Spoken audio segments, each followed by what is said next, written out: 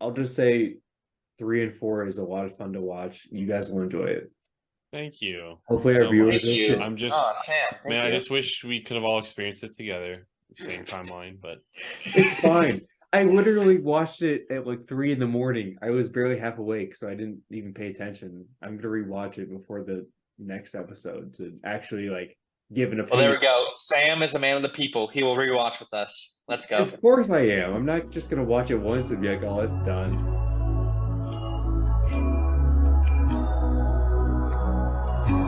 I ain't in the mood, I ain't hit the groove, I ain't hit a move. welcome back, everybody, to A Win is a Win podcast. We are one person short, but that won't be the case for the entire episode. Sam is running a little late because we had to switch our time. So he'll be here in a little bit, but MattyB and myself, HDouble, are here to cover the first topic on our agenda for today. We promised you guys last episode we were going to do a Friday flick, which is the case.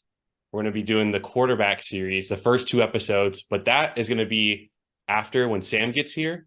The first part of this episode that Matt and I are going to do for episode 25, we're going to take a little bit of book club. Throwback to no notes. We did 2 book clubs, I think, in total. So we're doing a book club as well. This wasn't a book, though, but it was a read. So we're going to count as book club. We're talking about the 2006 Missouri State basketball team because we're all from, been in Springfield for a while. So we all have, I'm an alum of Missouri State. Sam has been to Missouri State for college. Matt obviously knows Missouri State very well. So it's relatable to all of us.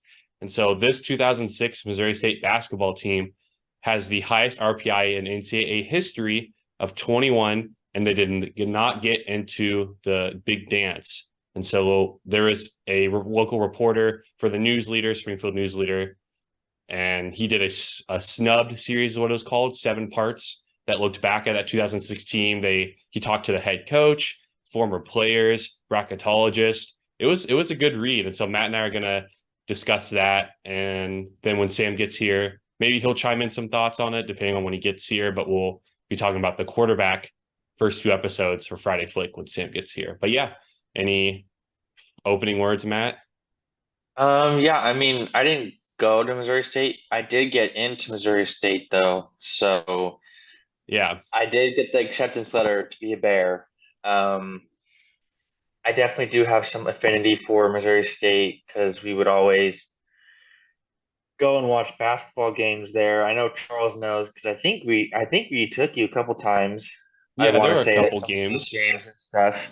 Um, I mean, and I know it kind of hits on it a little bit, but I was there whenever the Bears beat Wichita State for the Missouri Valley Conference Championship, regular season championship in 2011.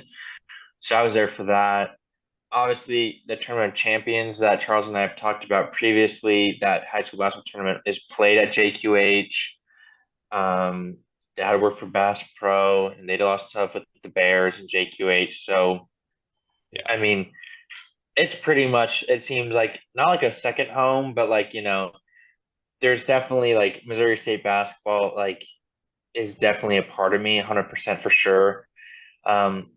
When I first moved, I used to not like the Bears, but now since moving away, I kind of really like them. And then I don't know if you saw, but some of my mission pictures, I actually did have a Missouri State Bears basketball shirt on, actually, Oh, and okay. stuff like that. I'll have to try to See? find some of them. Yeah, I don't remember But I that. actually, yeah, but no, I actually do like the Bears, and I will root for them, especially basketball time. Charles and I, we really do root for them a lot, and it's actually partly because of this story a little bit. But Yeah. that's all I'm gonna say right now. But I think that's pretty I, much it for the intro. I am pretty excited though for our Sunday episode. That'll be pretty exciting, as well as just this is for autumn because it started today. The Women's World Cup in New Zealand yes. and Australia started today. Just wanted to announce that. I actually made a whole thing. Chloe's office in her work, they were doing like there's like a whole like bracket almost challenge pretty much. And Chloe was Ooh. like, "Hey, fill out. You have to like they have all the games. You fill it out like all the scores, and then it goes all the way to the final, and it's in an Excel sheet." And she's like, "Hey, can you fill this out for me? And so it's under Chloe's name. And I told her, I said, hey, here are my predictions. You can change whatever you wanted. I don't think she changed anything. I think she liked what I did. But I do have to say though, I did get the first game wrong. I said that I said Norway would beat New Zealand 2-0. But I did get the second one right. I said Australia would beat Ireland, and I predicted the score right too. I did predict it was going to be 1-0. So anyways, so I mean, maybe MattyB Bet should come back for World Cup. I don't know. Maybe. Me and Nam are gonna watch the women's USA women's team plays tomorrow at 8 p.m. It's tomorrow at 8 p.m. at 7 p.m. here. I think I'm actually gonna watch that as well. So Tom and I are gonna try and watch that for sure. Real quick before we jump into the topic, I wanted to say you never got when I guess kind of besides that 2011. So when you first were in Missouri, it was pretty good under Conza Martin, but like that stretch of middle school and high school with Paul Lusk was pretty bad. So you didn't experience much of I mean, there was a couple years though. They had one was decent. 121 season with Paul Lusk. They had one, Yeah, and I want to say that was either a junior or sophomore year. I want to say that's when it was. Coach Ford has definitely had more success than Coach Lusk did. So they were like Matt and I. He watched that game basically with me. That game against Drake now 2 years ago in the MVC semifinals when they lost by 1 in overtime on a blocking call with like a second left. That was such a killer because that was their year to maybe win the Valley tournament and make it. So that was a crusher. But this story was even probably more of a crusher. Well, it wasn't even more. It was more of a crusher because an RPI of 21 with, I believe the stat was they didn't have any losses outside of, look who decided to join. They didn't have any losses outside of the top RPI top 100, I believe. They didn't have any losses. And RPI 100. Oh yeah, it was RPI 100 because RPI 50.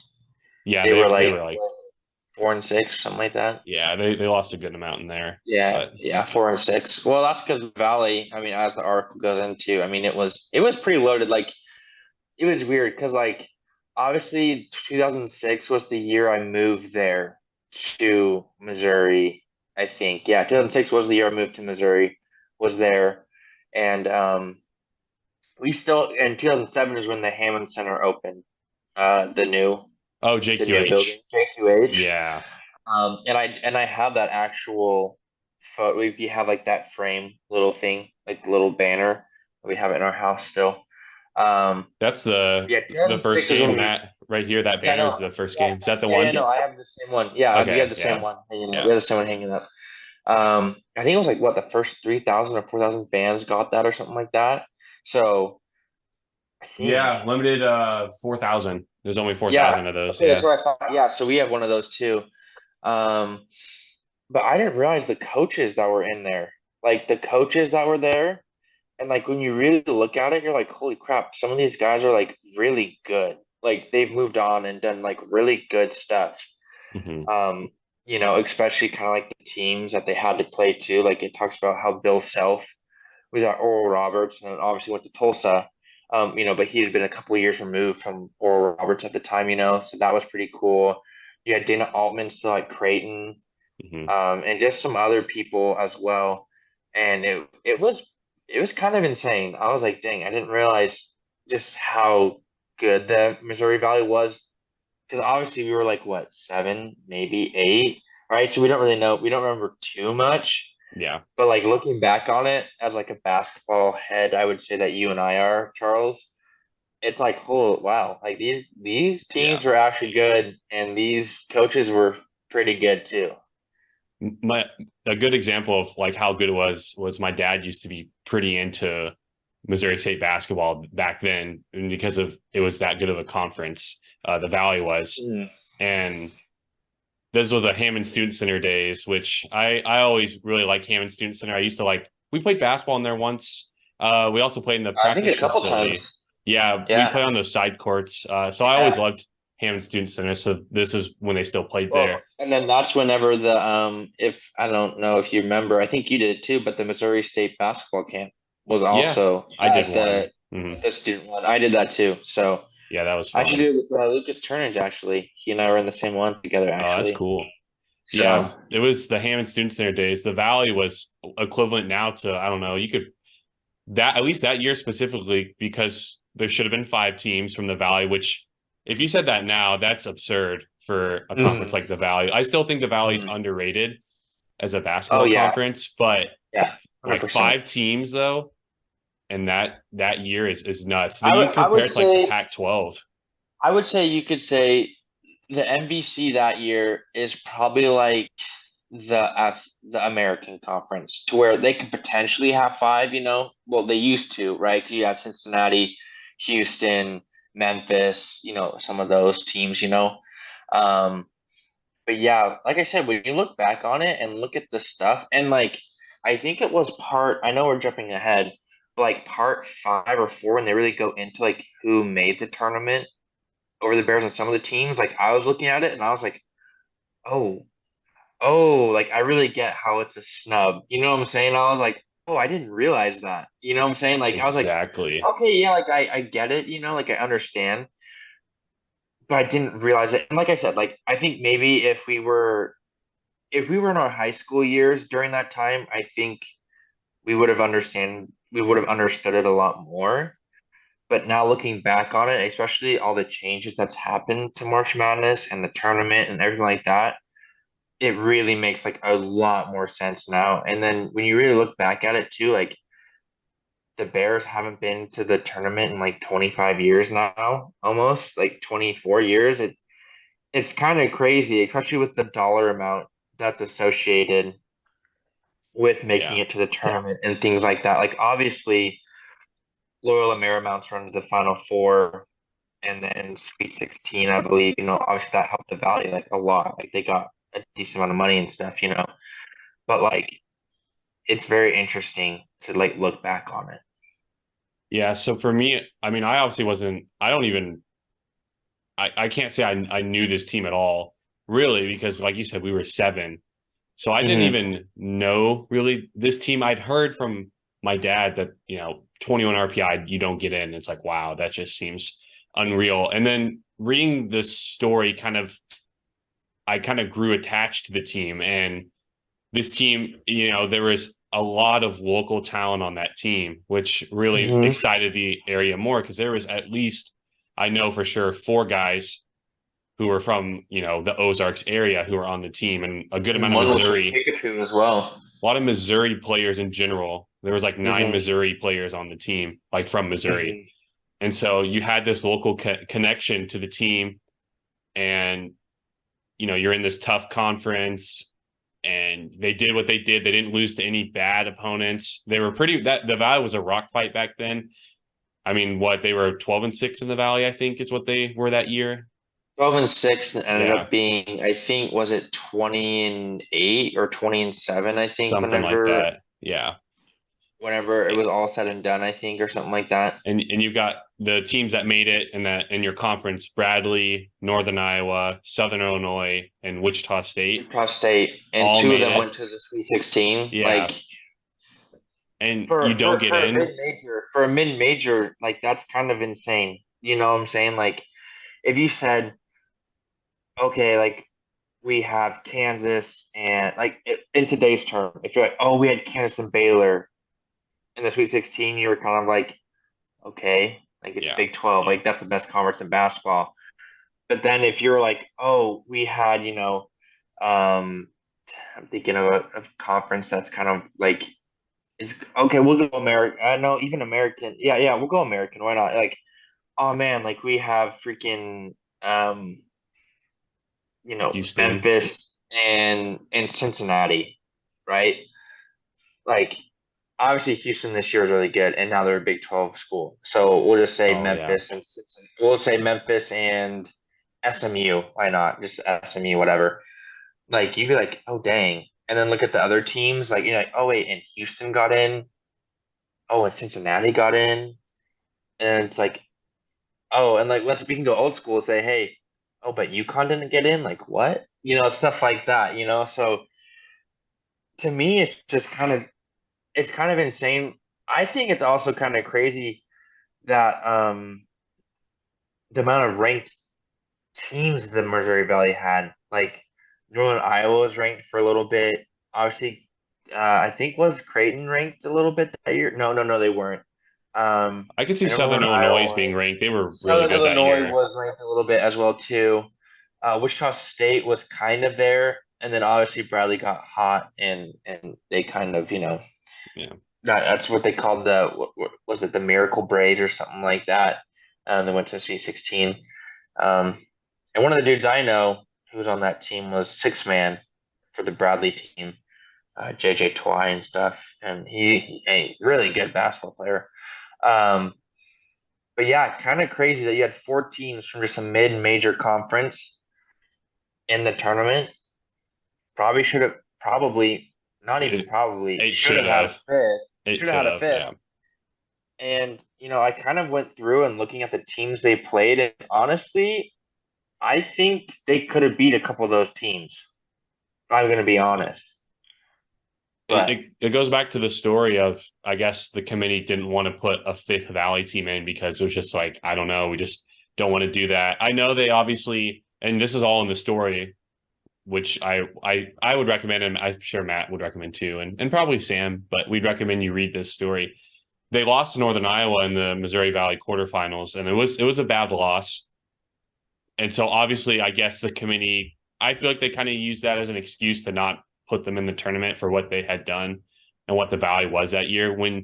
And like you said, when we saw 21 RPI, it's like, that sucks, but like, it's maybe a little bit understandable if, the field was really good that year. And then it gets into the teams that made it over them, aka the one that sticks out to me, Air Force, that was like a 50 something RPI, and they had two losses to teams that had less than 100 or 150 RPI. Missouri State had zero. I don't know how you put in a team like that over that Missouri State team. And that's where, like you said, the snubbed comes from. And I really did feel for the Bears that year. And I think the best part of the story was how much this has truly haunted fans, players from that team, and the coaches.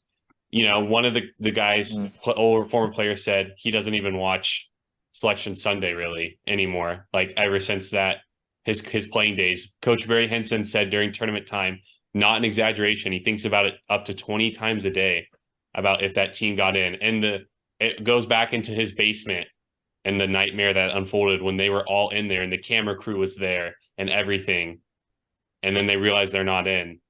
And then the fans still that to this day that think about it, like my dad, who's they watched this team up close. They knew how good this team was and how good this conference was. I truly felt that, especially I think it was part 4, part 5, the basement, story, when it focused on that, I felt a little bit of some emotion in me, to be honest, because I truly, if we were in high school, for example, and we saw this and we watched Selection Sunday and they didn't get in, I probably would have truly probably just laid in bed the rest of the night, and I would have not been doing anything. I would have been that torn. So it tugged at me a little bit because we still haven't been able to break through, and it's kind of it's a big what if. If they make the tournament, what happens? Do they go on a run? Do they make the Sweet 16 like one of those other two did? Do they, if they get bounced round one, that could happen, but still they made the tournament. What does that do? So yeah, it was tough to read. I will say it tugged me a bit. Yeah, so just looking at and I pulled up the scores and stuff and the bracket and everything. And I'm just looking at like the losses or the wins that Missouri State had, right? You lost to Arkansas by, I think it was 2. They were an 8 seed, but lost to Bucknell by like 4 points. So maybe they beat them, right? Mm-hmm. Okay. Then you look at Utah State, and they lose to Washington, but then Washington beats Illinois. The Illinois beat Air Force by I think it was 9, right? Maybe Missouri State beats them. I think maybe, you know. And then you also look at another team, Milwaukee, who is somehow an 11 seed, an at-large team. that Missouri State beat, and they said if Missouri State beats Milwaukee, they're pretty much in. And Milwaukee beat Oklahoma. Granted, they did lose to Florida by 22. I don't know if Missouri State's beating Florida. So yes, maybe Missouri State beats one team and then they don't beat Florida because I don't think a lot of teams are beating Florida that year. Um, I mean, basically the only close game that Florida had was the game going into the Sweet 16, and they won by 4. Every other game, Florida won by 15, an average of 15. So almost like what UConn did this year, right? So when you look at that, those 3 teams, and obviously Utah State lost, Air Force lost, Milwaukee lost, and you look at that and you're like, dang, that's not good. Like those teams that got in sucked. Like they were not good. Like I think you'd have to say Missouri State probably could have put up a better shot, right? Even put Arkansas and maybe put Missouri State in that Arkansas spot, whatever. And I'd say they probably beat Bucknell. Now are they beating Memphis? Don't think so. And I mean I know D Rose wasn't on that team yet, but I mean that's when Memphis was really good. So probably not beating them. But Bradley, they beat Kansas, then they beat Pittsburgh. They did lose to Memphis by 16, so it's like okay, but also they weren't the best one in the Valley. You know, I think the best one in the Valley was Southern Illinois. They did lose to Virginia by 18, so that's like not good for the Valley, right? Wichita State did make it to the Sweet 16. Lost to Georgia Mason by 8, but that Georgia Mason team went to the Final Four, so it's like okay, not a bad loss. And then I think let's see, who was the last one we had? Northern Iowa. Bradley, Northern Iowa, and I believe they were also like a 12 or something. See, let me see real quick here. I can't find them. Hold on. Holy heck, where were they? I just found them. I'm so sorry to everyone listening to the pod. While Matt's finding them, it would be crazy if Missouri State got in because that means 2 of the Valley teams would have had to be in the same side of or same exact bracket, like region, which would have been pretty funny. Which obviously you normally don't see conference matchups in the tournament, but if that was the case, it could have happened that year for the Valley. Oh, okay. Sorry, you had you and I playing Georgetown, and they beat them by 5, but then Georgetown beat Ohio State to get to the Sweet 16, and then to get to the Elite 8, Georgetown only lost to Florida by 4, right? So close game, right? I mean, 5 points in the first round, maybe they do beat Ohio State, right? So you could have potentially had 3 teams in the Sweet 16, so and to me, it feels like Missouri State was probably, I mean, out of the 2 that made it to Sweet 16, Wichita State and Bradley, you would have to think they're better than those 2. And it's kind of funny because the 2 teams who were above them, Southern Illinois had a crap game. So yeah. Missouri State lost in their Arch Madness first game. So that was their crap game. Then the other crap game that Bradley had was in the tournament, right? So if you switch those, does maybe Missouri State do a little better, right? So and this is the part of sports that kind of sucks because there's always like a what if, like what if this happened? What if this happened? But I do think for college basketball, after reading the article and just kind of like feeling things of like how I'd react if like BYU was that way or Michigan or someone else, I would have to say to me, Missouri State is probably one of the biggest what ifs, probably for the last 20 years when it comes to March Madness. I mean, we've had a lot of, selection Sunday, like, oh, this team is too high or this team is too low. But there's really never been one team that we're like, you know what, that team should have made it. I mean, granted, there are some teams that are like, oh, they should have made it, but there's none that's been like super egregious. There's only been some like, oh, well, you could have switched this team with this team, Yeah, exactly. But none like super egregious, right? So, and I do have to think that is because of Missouri State, because they stopped going away. They went away from the RPI. I think a couple of years after this happened, because of that. Granted, they still use RPI, but they use KenPom now more than they use RPI. But yeah, I mean, and it's weird because you say, oh, well, they have 7 losses. Well, 6 of those were in their conference. They only lost one outside their conference to Arkansas, so a tournament team. 6 were in their conference, and all 6 of those losses, I believe, were the tournament teams. And guess what? Yes. 2 of those tournament teams were Sweet 16. One almost beat Georgetown, who almost beat your national champion in Florida. So it's like, okay, like How do you just not I, in? How are they I and not I in? know and I know our podcast says a win is a win, and that's totally correct, right? But I still think there's such thing as a good loss, and Missouri State had like 7 good losses. Like there wasn't a bad loss. Like eek. Now maybe the 20-point loss to Creighton, maybe you say, oh, okay, or like a 20-point loss to UNI, or the whatever. But when you look at what UNI did, they almost beat Georgetown, and then Georgetown almost beat Florida. So you're like, maybe It's maybe we sad. didn't give them as much credit, right? So, like I said, there's a lot of what ifs and all this kind of stuff. But it was just very interesting to read. And like, I almost was getting upset for the players, even though it's 2023 and that stuff happened in 2006. But even I was a little upset. Like, okay, like this doesn't make sense. Like, this makes zero sense when teams that you've beaten are in the tournament and you're not. When you've done everything that you possibly could. I mean, not I guess everything possible, right? You should just won your game against UNI, you're probably in. But like, come on, like, and I think the best quote was by the coach. What was his name again? Barry Um, Hinson. Barry Hinson. He said the margin for error for mid majors is so small compared to non mid majors, and I think that's really is what is the difference. Like, if you covered up their schedule and said, hey, here's what happened, here's opera, here's this and this, here's their worst loss, and instead of putting Missouri State at the top, you said this is Kansas. I bet you the selection committee's like, okay, 5 seed. You know what I'm saying? It's like, okay, yeah, 5 or 6 seed. That's probably fine. You put Missouri It's State, and there's like, it. yeah, that's a no for me. It's like, wait, how does that make sense? It shouldn't be Yeah. based off your name. It should be based off of your body of work, and that's, I think, the whole conversation.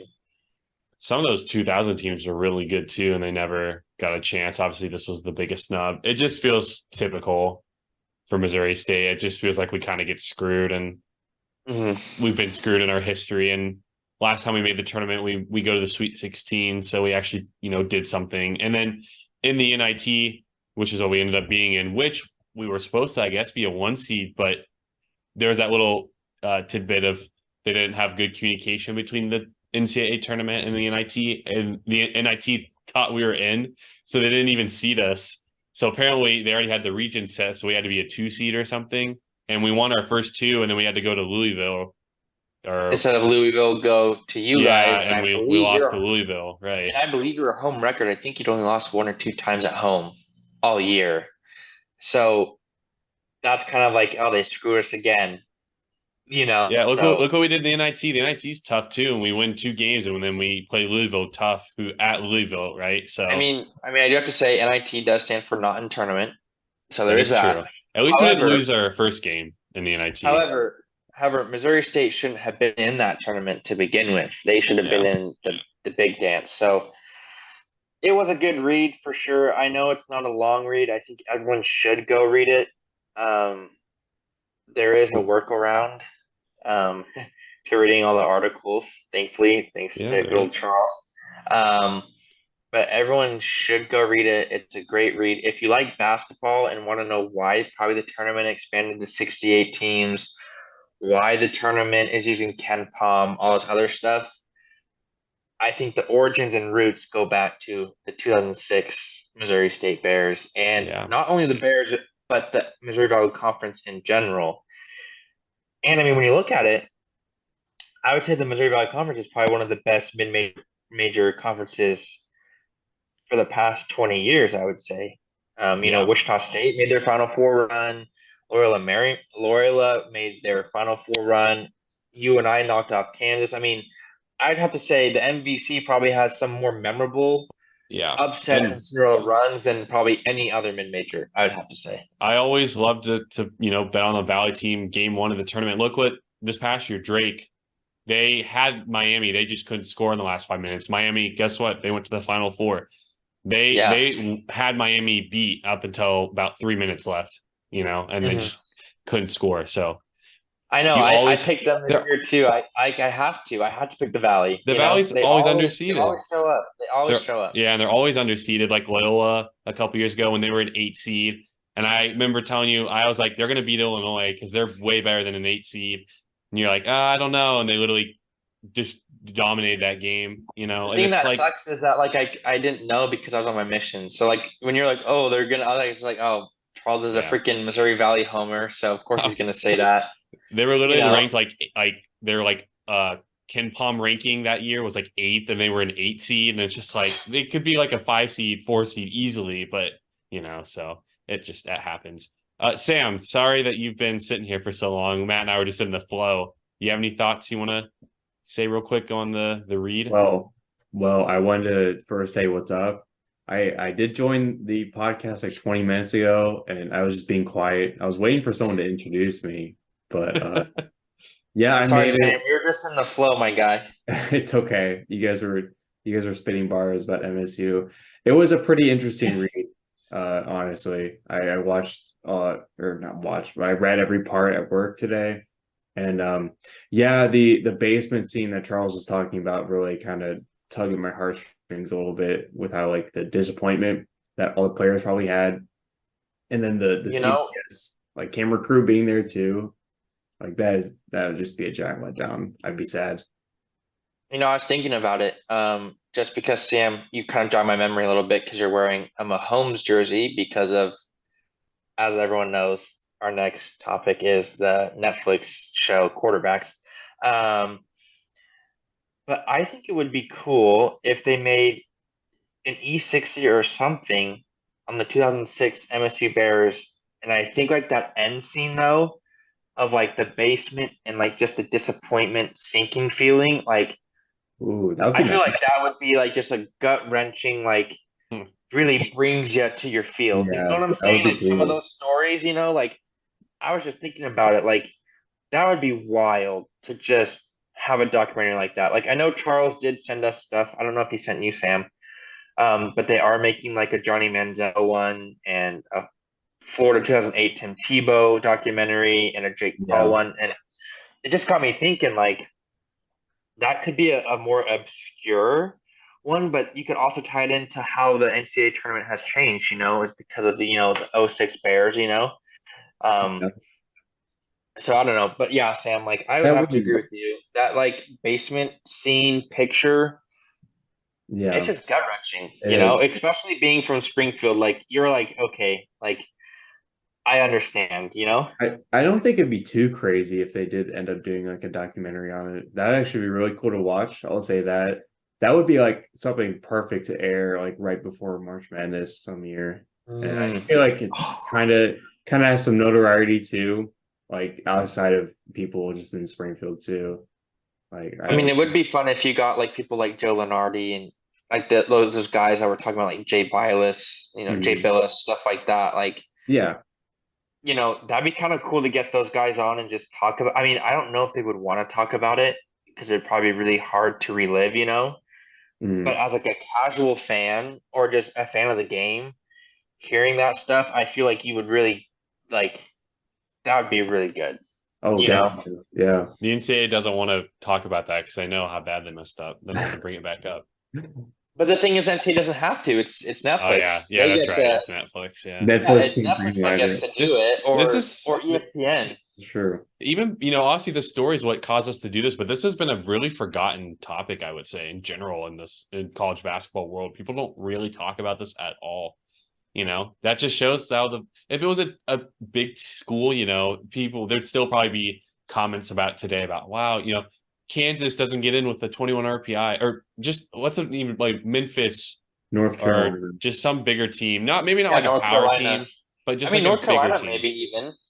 Oh, 21 RPI and they don't get in.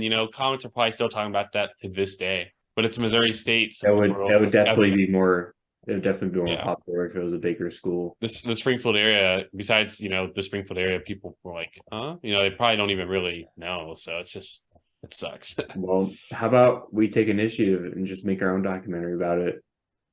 I mean, if I had those skills, like how this, if we had those skills, we could hire someone out to make a Netflix style like documentary like that.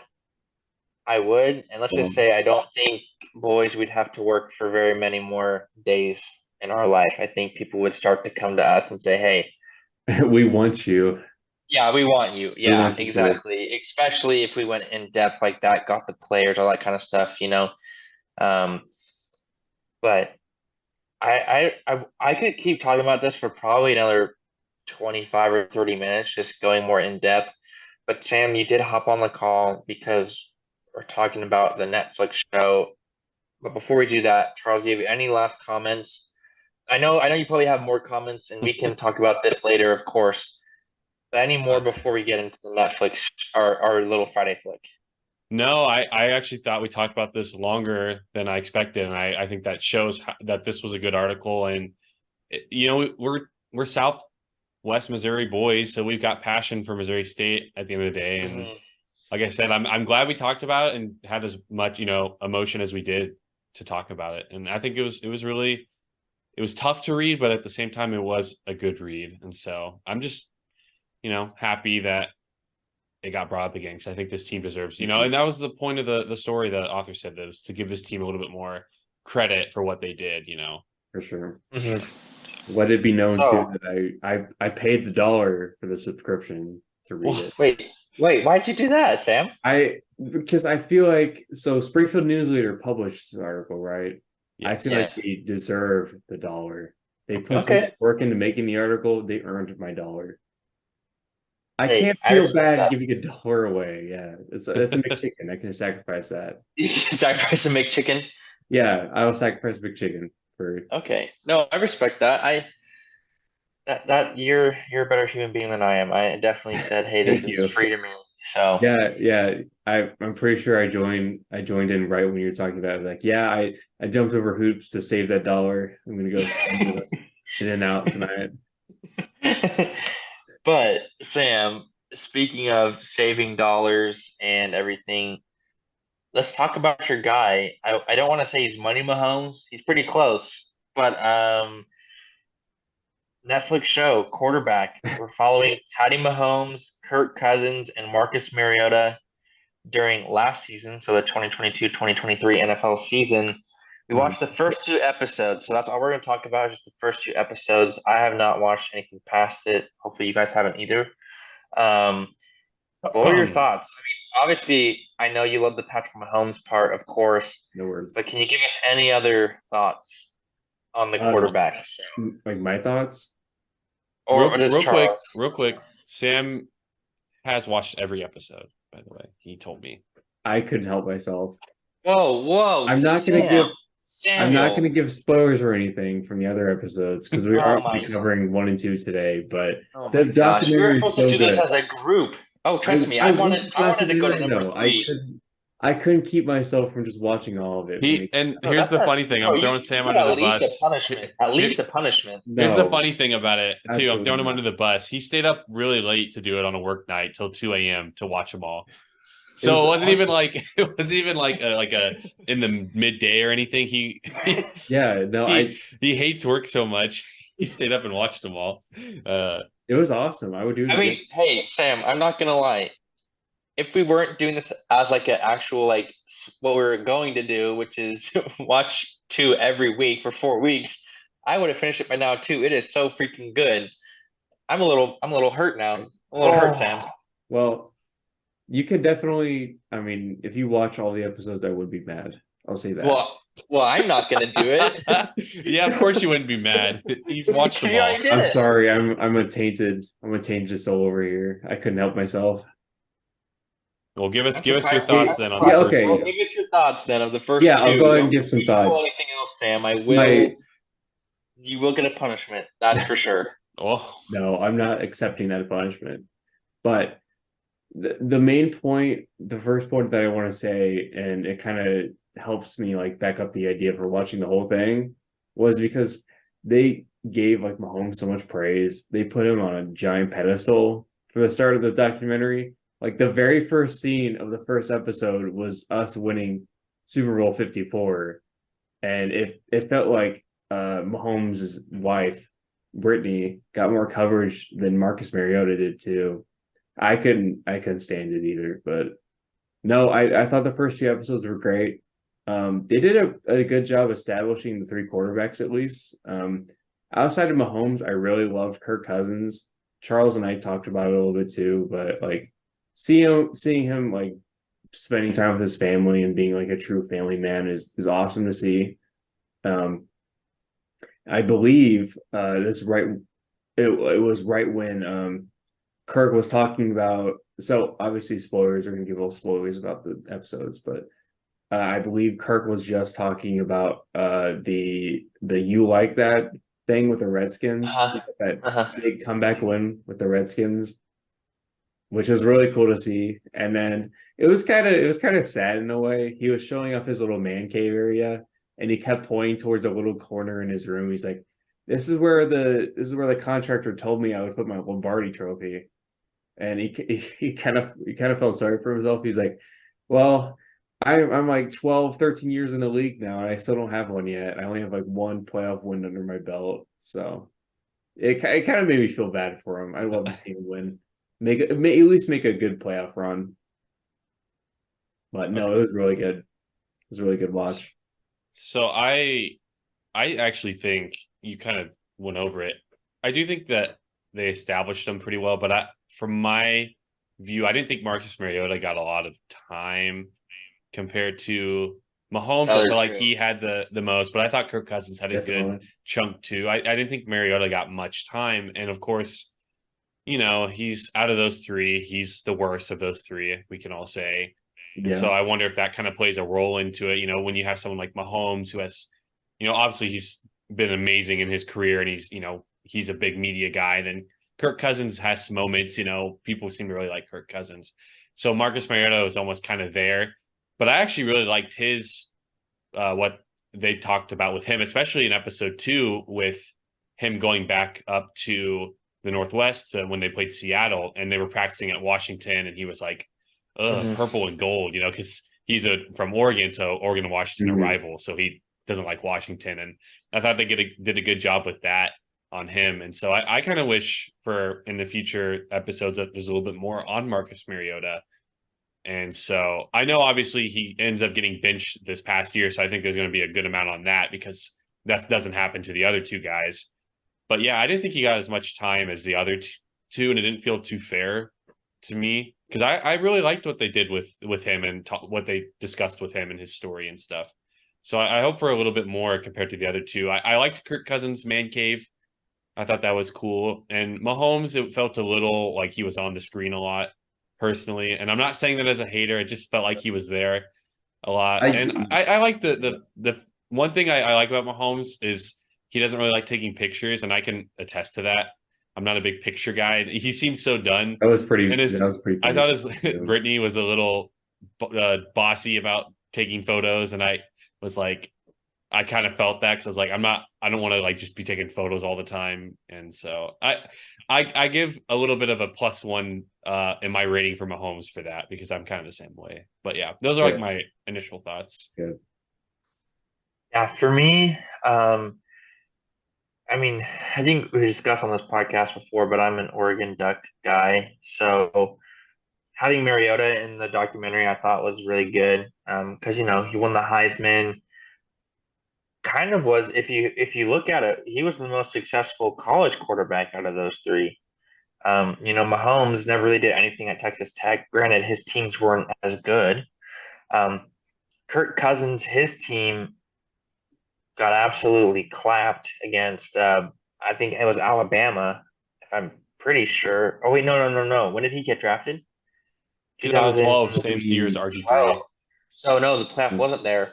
But Michigan State, I mean, they've done some good stuff, but like nothing super huge. And then you have Marcus Mariota and the Ducks, and they did lose in the college football playoff in 2000, I want to say 14 when it first came out, or 13 against Ohio State. But then in 2015, that's whenever he won the Heisman, highest honor in college football, first Polynesian, etc. So to me, I was like, okay, this would be good. Kind of like a redemption story. Obviously, we know Mariota got benched and stuff, but I would have thought, like, if they would have had him on the screen less when he was benched, I would have totally understood that just because, you don't have as much content. It's probably hard to be asked, hey, how do you feel riding the bench? What do you know, all that kind of stuff, right? But it feels like they've already like put him on the bench, quote unquote, these first two episodes, which I was like, dang, like he's a really cool dude. And I love Polynesians, especially because I served my mission out in kind of that area. So I was like, man, it'd be really fun to know more about him, about his culture, his family, etc. So that was a little disappointing for me, just as a Duck fan. But that's a minute detail. Overall, great two episodes, I'd say. Brittany Mahomes makes me just want to like turn it off all the time she gets on. I'm like, can I just skip you, please? And thankfully I can if I want to, which I did a couple times. 'Cause I was like, you're so freaking annoying. Um, I did see Jackson Mahomes a couple times, but he hasn't said anything, and I'm okay with that. Hopefully he doesn't say anything ever. Um, so Mahomes family, low-key want to blow my brains out whenever they talk, except for Mahomes. I really like hearing Mahomes talk because he actually is a really cool guy, funny guy, and I do like Andy Reid and that kind of stuff. So I do like that part. Kirk Cousins is probably one of my favorites so far. I freaking love that man. He's like the best average quarterback you could probably get. Like he's won so many things, but not like in the important situations, which you're like, bro, you're so good. How have you not done that? It's just kind of funny. Um, but I do like Kirk Cousins. So overall, it's pretty great. If I had to rate the first two episodes, I would have to say I'd give it a 9.8 out of 10, just because I wish Ooh, that's Marcus pretty Mariota high. would be wish Marcus Mariota would be in there more. And the Mahomes family low-key does trigger me a little bit, so that's why I take point 0.2 off because Brittany has been on an okay amount, but not too much.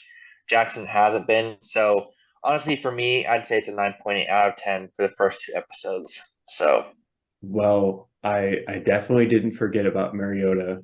I wanted to give you guys some time to talk about him, so that's why I didn't. But I can kind of agree with what you guys are saying, but I also want to argue with it a little bit. Mariota is awesome to be on the show, I think. I mean, it's amazing. It's pretty cool to see to give like someone a storyline from like a borderline starting QB. And I think they already teased whenever the Falcons drafted Desmond Ritter is the other QB. He's probably going to start. But no, I thought it was really fun to watch Mariota at least. I mean, it was kind of obvious that he wasn't going to get a lot of screen time. Besides his like Polynesian background and all of the college accolades, because he's probably the most successful college QB out of the three. If I think I don't follow college QB stuff that much, but yeah, it's kind of sad to see his NFL career isn't doing the greatest, and his personality is kind of bland. I don't think. No. Backtrack. I was gonna say a point, but I think it happens in like the third or fourth episode. So I'll save the topic Oh my until then. gosh, Sam. Holy heck. Oopsie daisies. But Hmm. yeah, no, Sam, I'm not going to say anything about the other episodes. Okay. it was still fun to watch though. It was still a fun first couple episodes. I'm glad that they have like a storyline of like the one of the top QBs in the league. It was pretty. I mean, obviously, I'm a little biased. It's pretty amazing to see that they just showed Mahomes winning 54, and then they're going into the next season, and inevitably they win the Super Bowl too that they're airing. But they have Mahomes, and then they have like kind of like what you guys said. One Well, of they show him winning 54 against who? the Niners. Yeah, the Niners. And then it's weird because then they kind of skip like that middle part where they lose to like. I wish they would have showed Joe Burrow's house, Burrowhead. Yeah, You know what I'm I saying? did think that was a little weird. Um, That's well, Yeah, actually like all of a sudden they like skip a whole season. It's like, why don't you show that Burrowhead? You know what I'm saying? that kind of leads me real quick into my point. Sam, you want to give it a rating though? Was that what you're about to do? oh, a rating. Just for Yeah, the first two episodes. I was First gonna two. blabber about a couple other things Yeah, go too, for it. Go for but it. yeah, no, I loved it. I mean, I love seeing Mariota and his little background too. I didn't think he was as interesting as a QB as Mahomes or Cousins, but I still think it was a pretty cool watch. I would give it a solid like 9. I would only take a point off because the pacing was kind of weird. Obviously, I didn't enjoy the times where Brittany or Jackson Mahomes was on the screen either. It was cool to see like Mahomes behind the scenes, like right after he won that Super Bowl too. It was really cool to watch. But yeah, there was a lot of stuff that they like showed on air that I didn't feel like it was really necessary either. From coming from like a film standpoint, there were a lot of scenes where I think Brittany just like showed up and was talking to Mahomes. Ugh. It's great to see that they're like a strong couple, at least from like a The fans. camera's point of view. But yeah, I don't know. It still doesn't convince me. I think it didn't really need to be there, but it was a cool watch still. I think there's a couple things during those few episodes that I thought maybe lacked some context or things were kind of rushed through. You know, the actual games, it was kind of didn't think they did the best job portraying the games. And I know that's not necessarily what the point of the series is in general, but they showed obviously so far those regular season games. I thought that was a little choppy. I didn't think it did a good job, you know, doing that. So that I dock it a little bit for that. And that's actually another point. Mahomes already got to like week 6, I think against the Bills, and Yeah. Mariota we were on like week 3, and that's it or something. So that's another example of how Yeah. he's gotten a lot less for sure. They But definitely, sorry to interrupt, but they Yeah. definitely skipped the timeline a little bit to point out like the best games that Cousins and Mariota had in like the season. They do a lot Yeah. of skipping like that. They got to Kirk Cousins against Washington, which is like week 6 or 7 too. So Yeah. but yeah, and I think the next episode gives me a little bit more hope that this is the case because the next episode looks really good, which I have not watched yet, but I saw and obviously showed the little sneak peek at the end about how it's their Mhm. kind of recovery through it. And I think that's going to be really fun to watch because another thing that I thought lacked a bit was legit maybe some quarterbackness of the quarterbacks. I mean, but Oh, yeah. obviously there's a whole 6 episodes to go. And so this was a little bit more maybe of their origin, a little bit of more backstory, a little bit of their families and stuff. But I think we're going to get more into like quarterback day to day type of things coming up. So that's why I'm not going to dock it. But if you're talking about just the first 2 episodes, it lacked a little bit of like actual quarterbackness. That's the word I'm going to use. But I would give it an 8.5. I thought, like you said, Sam, pacing was a little off. A little bit of context more maybe in the games that they're actually playing. A little bit more Mariota time. Those were my critiques. Everything else though, I really did enjoy. Thought they did a great job with some of the stories, you know. So Yeah, as Dang. I'm It looks like excited. it looks like I kind of gave it a little bit too much praise, I guess, with my 9.8. I Matt just loved think it. we only watched I 2 guess maybe episodes, so we got to I watch mean, the whole maybe- thing to give it a grade. How about this? I guess like maybe I'm just so excited and I've already like heard good things about it at 9.8, but I guess from your guys' review, I will scale back mine and I'll just say 9. I'll go with Sam. I'll give it 9 out of 10. I'll do 9 out of 10. Your only hate was Yeah. I definitely want more, but I'm not going to give Oh, into yeah. like Sam did. But No, I definitely because we want can more. moderate ourselves because Yeah. we are strong. Yeah, okay. The documentary, it was long awaited. It was like 5 months since it was announced. It was produced by Peyton Manning. No one's noted that yet, so it's Oh yeah, gonna be amazing. Well, it wasn't. Wasn't it. Wasn't he a co-producer, right? I thought he was maybe what is it? executive He was- actually. Yeah, he was like a his co-executive studio, producer. his studio or whatever it is. What's his studio called again? Omaha Productions, right? Omaha, Yeah, yeah. Omaha Productions. Yeah. But yeah, Peyton Manning, he produced it. He helped produce it at least. But the documentary series came out like 3 days before we decided we wanted to watch it together too. So there's no way I Oh, was it's been not like gonna a watch week, it. and it's been like a week. It's been a week, Sam. From when we're airing it, like right now at least, all the episodes came out on the 12th. We are filming this on the 20th. I am defending myself because So I think I'm also, correct, right? It's been a week. well, it has been, but I'm talking about it's only been it was only a couple of days since we first brought it up. I'm still a little shocked that they released it all at once, but I guess that's what Netflix does for most Yeah. shows. But I thought they was would do kinda- it. Netflix releases all at once, whereas other streaming services do that Okay. episodes here and Yeah. there. Like I I don't know if any of you have watched Jack Ryan at all on Amazon Prime, no. but that's what they did. Now they're all released, but they released 2 at a time for a 3-week period. Mm. So, but anyways, Yeah. overall great show. I really like it. It feels good. Like it feels like a really well put together documentary, and I'm excited to watch the rest of it with Charles. So Friday not a flicks. It's not a 9.8 good though. Hey, Bump it down a little bit. hey, we'll give an overall rating. Obviously, maybe it is 9.8 good. You never know. maybe it is 9.8 good, but so far for me and Charles' first 2 episodes, it's an 8.5 and 9 respectively. Yeah. See, Because we're not a heathen like you, Sam. What? we You're hating, man. we have so the next 4 weeks. Well, I guess now. Okay, Matt. If this Whoa. documentary had like Mac Jones or even Tom Brady have like a little cameo appearance, you would probably go off. Be like, I have to watch the midnight release of it too. Hey, Mac Jones might be in season flagged 2. for watching all of it when they freaking ride Mahomes like this. Hey, So no, real Mac quick- Jones, I could care less. If it was Tom Brady, potentially, but if we're doing it for a podcast, I would hold myself to 2 episodes.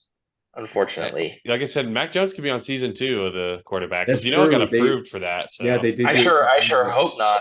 I sure Sure. hope not. That would be funny. That would be really If funny. they did a season 2, the quarterbacks I would like to see: Joe Burrow, 100%. That would be awesome. I agree. Jalen Hurts, got to get an NFC guy. Mm, I think that would be great. And then a guy who's kind of obscure but could potentially be good, right?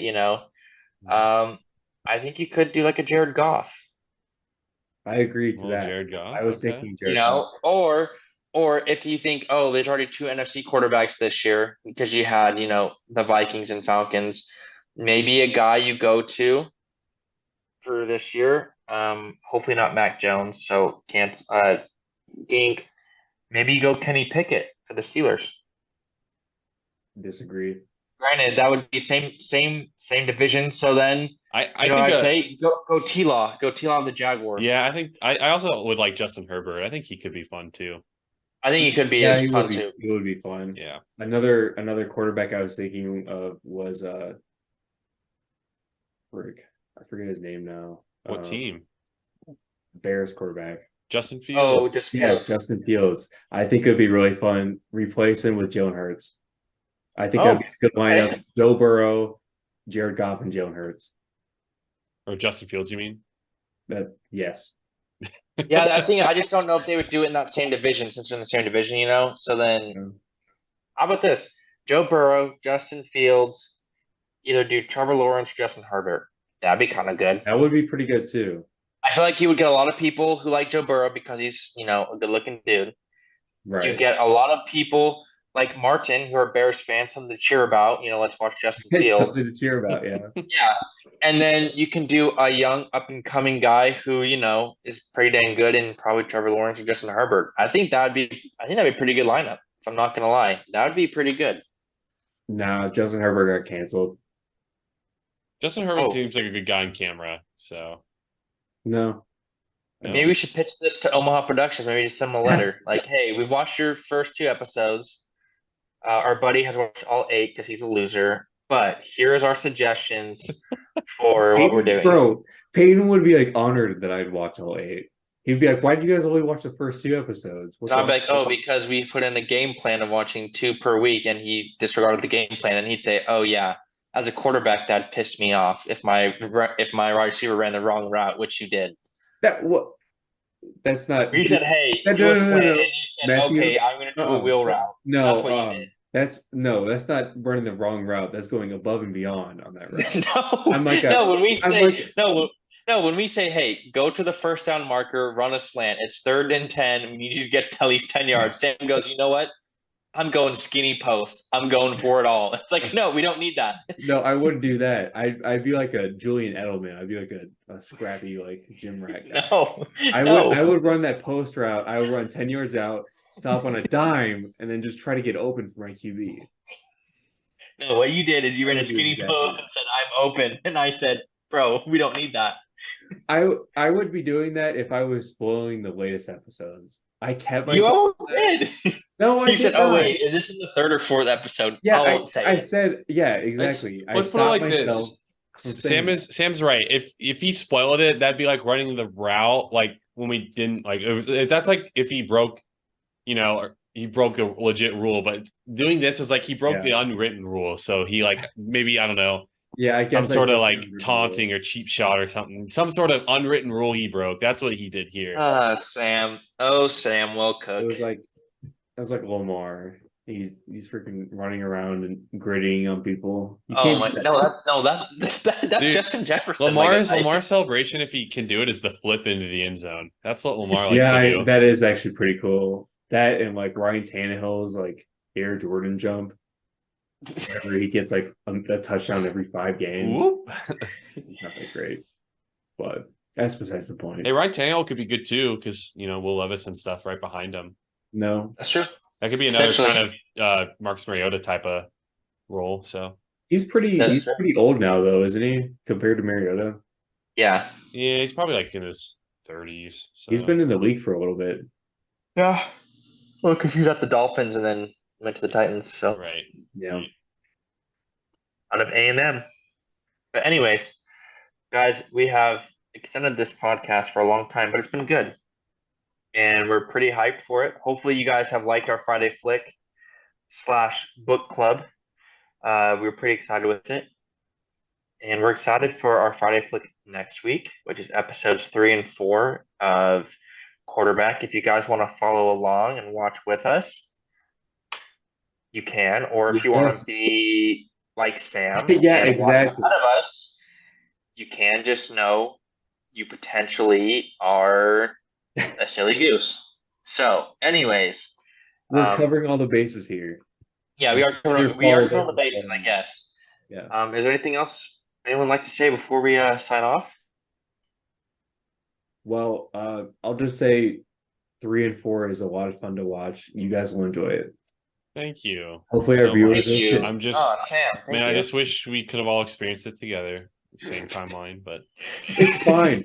I literally watched it at like 3 in the morning. I was barely half awake, so I didn't even pay attention. I'm gonna rewatch it before the next episode to actually like give an opinion. Well, there we go. Sam is the man of the people. He will rewatch with us. Let's go. Of course I am. I'm not just gonna watch it once and be like, oh, it's done. Sam is a man of the people, and that's what we have. I am a man of the with you people. guys. He is a man of the people. If anything, I have one up on you guys too. I paid $1 for that news article. You guys like, I can't afford that. Well, on that note, guys. man, you can't get Sam's blood boiling like this before work tomorrow. Oh, Hey, all I know is it's episode 20-something, a Wins a Win podcast. We love you. Peace and blessings. 25, episode 25. 20, Yeah, Yes, 25. just get down the record. Yeah. Peace out, everyone. Peace, guys.